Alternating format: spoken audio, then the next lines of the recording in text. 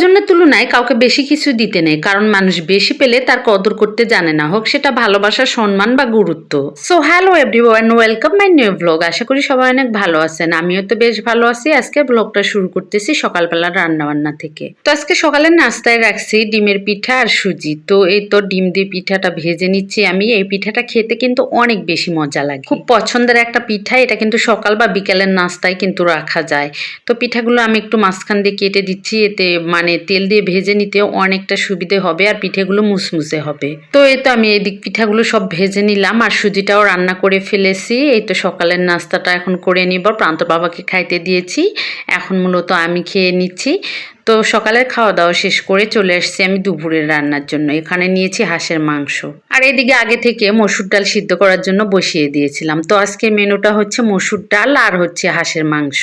তো আমি হাঁসের মাংসটা হাতে মেখে রান্না করবো, তাই সব মশলাপাতিগুলো দিয়ে দিচ্ছি। শীতকালে হাঁসের মাংস খেতে কিন্তু অনেক বেশি মজা লাগে। হাঁসের মাংস কিন্তু খেতে যতটা মজা লাগে, পরিষ্কার করতেও কিন্তু ততটাই কষ্ট হয়। তো এখানে আমি মাংসর মধ্যে সব মশলাপাতিগুলো দিয়ে দিচ্ছি, তারপর হাতে মেখে এটাকে রান্নার জন্য বসিয়ে দিব। আর একটা কথা কি জানেন, আসলে আমরা মাঝে মাঝে কিছু কিছু মানুষকে অনেক বেশি ভালোবেসে ফেলি বা মূল্যায়ন করে ফেলি বা গুরুত্ব দিয়ে ফেলি, পরিণামে আমরা কিন্তু অনেক কষ্ট পাই। তাই কাউকে বেশি ভালোবাসা যাবে না, গুরুত্বও দেওয়া যাবে না, আবার হচ্ছে সম্মানও করা যাবে না। যার যতটুকু প্রাপ্য তাকে ঠিক ততটুকুই দিতে হবে, কারণ অধিক কোনো কিছু পেলে সত্যি মানুষ তা কদর করতে জানে না। কাউকে বেশি ভালোবাসলে আসলে বিনিময়ে শুধু কষ্টটা পেতে হয়, সেটা অনেক ক্ষেত্রেই কিন্তু নিজে উপভোগ করতেছি। তাই এখন থেকে ভাবতেছি যার যতটুকু প্রাপ্য তাকে ততটুকুই দেওয়ার চেষ্টা করব, হোক সেটা ভালোবাসা, সম্মান বা গুরুত্ব।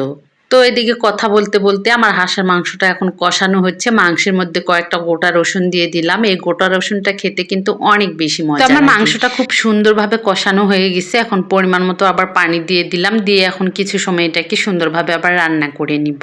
তো আমার রান্নাটা হয়ে গেছে, রান্নার কালারটা কিন্তু অসম্ভব সুন্দর এসেছে। এখন নামিয়ে নিব। তো রান্না বান্না শেষ করে এদিকে প্রান্তর বাবাকে খাওয়ার জন্য দিয়ে দিলাম। আমার দুষ্টটাকে খাইয়ে দিয়ে আমিও খাবার নিয়ে বসে পড়েছি। তো আজকে এই তো সাধারণ আয়োজন, হাঁসের মাংসের তরকারি আর সঙ্গে মসুরির ডাল। আসলে পছন্দের কোনো খাবার হলে বেশি কিছু লাগে না, দুই একটা মেনুতেই হয়ে যায়। হাঁসের মাংসটা কিন্তু আমার অনেক প্রিয়, আর এই মাংসের মধ্যে রসুনটা আরও বেশি প্রিয়।